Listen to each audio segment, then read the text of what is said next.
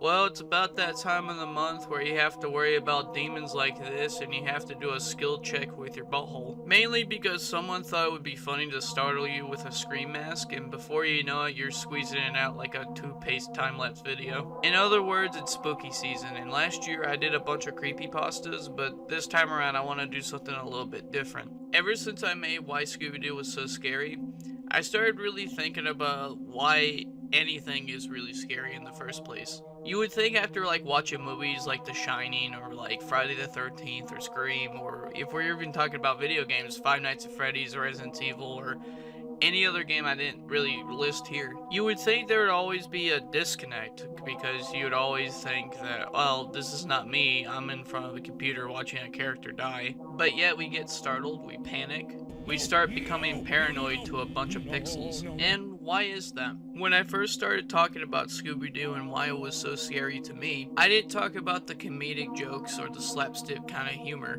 I mainly talked about the backgrounds, the monster designs, and the music that they used in the show. And pretty much what I said was the background, the music, and the way the monsters are designed is what makes it scary. But the reason that Scooby-Doo is not considered a scary show is mainly because a lot of people just look at the slapstick humor and the comedy, and that's it. They don't pay attention to the details. Using that same logic, I started looking at video games. One of the ones I looked at was Call of Duty Zombies for More at War. And I mainly picked Verrückt mainly because it's probably the best example of a zombies map trying to be as scary as possible. If you've never played Call of Duty Zombies, which what the hell are you doing here? Basically it's a round-based survival game where you pretty much spin a magical box to get a space weapon, or you just drink so much soda until you develop a kidney stone. Now you're probably wondering, well, what makes this so scary? Well, geez, I don't know. Maybe it's because we're fighting off the undead in a old, cramped insane asylum that might or might not be haunted.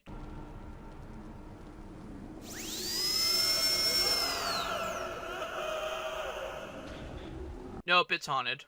Approved! One of the things I noticed about Verrückt after replaying it is how much it makes you feel like you're trapped. You look outside and all you see is a bunch of fire, trees, and smoke. The only thing that comes out of the smoke is the undead. But the place that you're holed up at is not a great place either. It's a worn down, abandoned insane asylum that is haunted. So not only you're trying to defend yourself from the undead, but you're also hearing ghostly screams, babies crying, tool equipment going off, and then the random sparks and random hums of the the soda machines and the little jingles that it makes.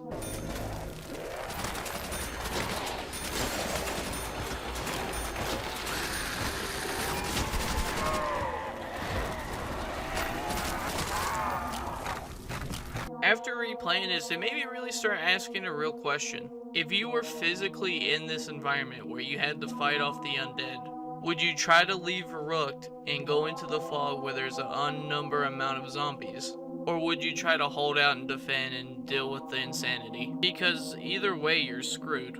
All you're really doing is delaying the inevitable. At some point, you're gonna go down no matter what. And I think just knowing how the game ends, you're always paranoid, which is something that Five Nights at Freddy's does absolutely perfectly. Whether if you hate it or you like it or you think it's made for kids, which I think it isn't, because when you start learning the lore about it, you've realized that this yellow bunny has killed so many children that it makes Bonnie Blue look like a nun. You go from 0 to 60 in like 2 seconds. 1 minute you're just twiddling your thumbs around just waiting for something to happen, and then the next minute you're like, oh shit, there's guys on my left, guys on my right, what the fuck do I do? The only way you can beat this game is to pay attention to the sounds, which is smart by the way because it prevents people from turning the volume down so they don't get too scared at the jump scares. And the one thing that builds tension in this game is basically the ambiance anyway.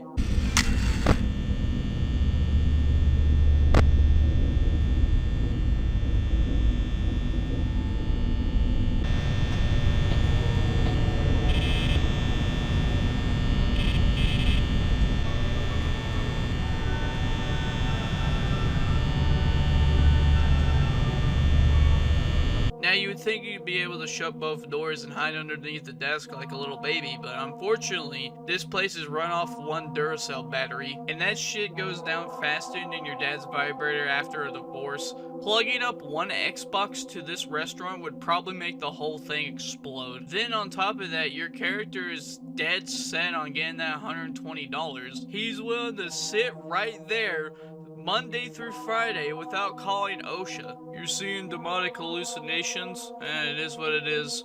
A poster of Freddy ripping his head apart. You know, it's part of the work ethic.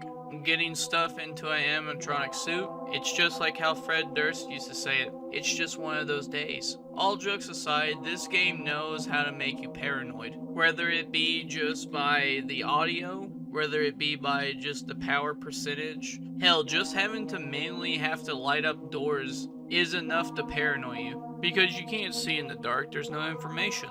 And because of that, your imagination goes wild. After a while, you start thinking that Thornsberry is in those sheets bound and ready to clap some cheeks. And I think that's what a lot of good horror video games do. They put you in these weird, strange environments to make you go nuts. Because if you have no information, you're not in control of the situation. How many of you guys played Resident Evil 4 for the first time and came across Dr. Salvador? And your first thought was, this guy doesn't look like a nice guy. He looks like he's going to take that chainsaw and make it where it's easier for me to poop. You shoot him a couple of times with the handgun and it seems like it doesn't really do anything. You start to panic, so you turn around and you start running the other direction. Then you remember recently you picked up a shotgun at one of the houses and you're like, well, does that work on Dr. Salvador? You shoot him a couple of times with the shotgun and he finally dies. But once you do that, any other time that Dr. Salvador spawns into the map, you instantly know how to deal with him.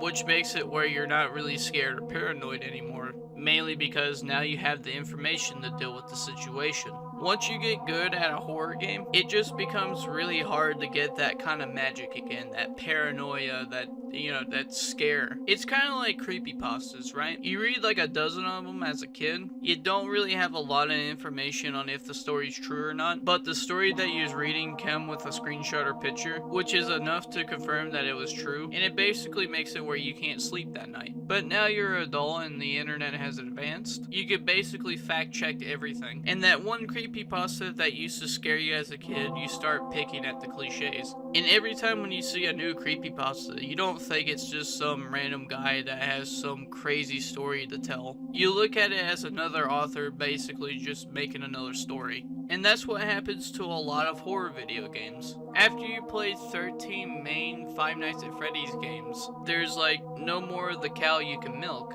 What did I do wrong? If you play the first 3 games, you're practically immune to the jump scares by now. Like, there's no f***ing way. Unless you're really caught off guard. I mean, I don't... The thing is, like, everyone wants me to play this game to get scared, but... After 4 games, I don't know what to tell you. You know there's just gonna be jump scares. If there's something else than that, then maybe I'll be scared, but it's like... If you know what to expect, then 4 times, then it's kind of like over.